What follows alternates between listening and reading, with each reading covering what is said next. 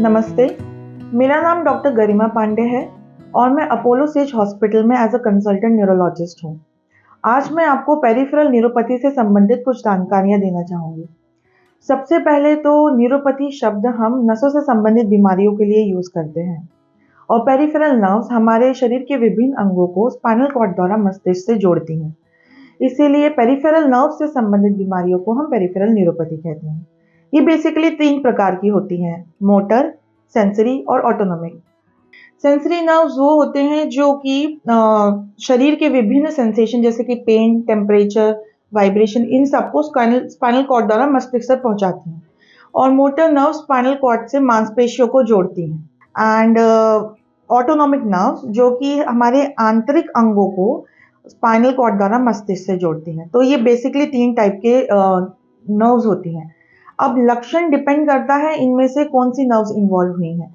यदि sensory nerves involve हुई हैं तो इसमें भी पॉजिटिव या नेगेटिव सिम्टम्स देखने को मिल सकते हैं, जैसे कि झुंझुनाहट होना, हाथ पांव में जलन होना, चींटी के काटने की तरह महसूस होना, कि शरीर पे कीड़े रेंगने का एहसास होना, चप्पल फिसल जाना और पता ही ना चलना, रुई के गद्दे पे चलने की तरह आभास होना जिसके कारण चलते वक्त बैलेंस बनाने में प्रॉब्लम होना, ये सारे सेंसरी सिम्टम्स हो सकते हैं। और अगर मोटर नर्व्स इन्वॉल्व हुई हैं तो फिर मांसपेशियों में कमजोरी हो सकती है, चप्पल की पकड़ कमजोर हो जाने के कारण चप्पल फिसल सकती है, हाथ में ग्रिप कमजोर हो सकता है जिसके कारण एक हाथ से रोटी तोड़ने में प्रॉब्लम हो सकती है, बटनिंग अनबटनिंग में प्रॉब्लम होती है। ये सारी कंप्लेंट्स के साथ पेशेंट प्रेजेंट करते हैं।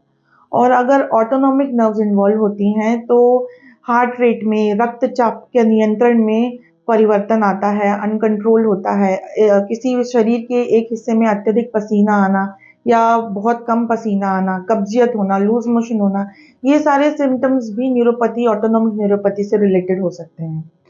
तो अगर हम कारणों की बात करें तो इनमें से मुख्य कारण जो कि देखने को मिलते हैं उनमें से है डायबिटीज, अनकंट्रोल्ड डायबिटीज, न्यूट्रिशन की डेफिशिएंसी, खासकर की B12 की डेफिशिएंसी, अत्यधिक शराब का सेवन, कई संक्रमण जैसे कि HIV है, लेप्रेसी है, और या फिर गुर्दे, थायराइड, लीवर, किडनी ये सब की बीमारियों से रिलेटेड भी न्यूरोपैथी हो सकती है।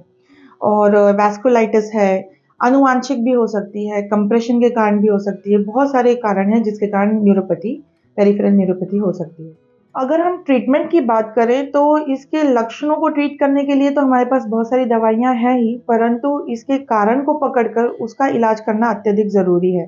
जैसे कि डायबिटीज़ के केस में शुगर का कंट्रोल होना, डाइट मॉडिफिकेशन, नियमित व्यायाम, विटामिन B12 का सप्लीमेंटेशन, अत्यधिक शराब के सेवन से बचना इत्यादि ट्रीटमेंट करना, बहुत इनके कारणों को पकड़कर इनका ट्रीट करना ज़्यादा ज़रूरी है। तो यदि आपको अपने में या आपके आसपास के जानकार लोगों में ये लक्षण देखने को मिले तो कृपया डॉक्टर को संपर्क करें। धन्यवाद।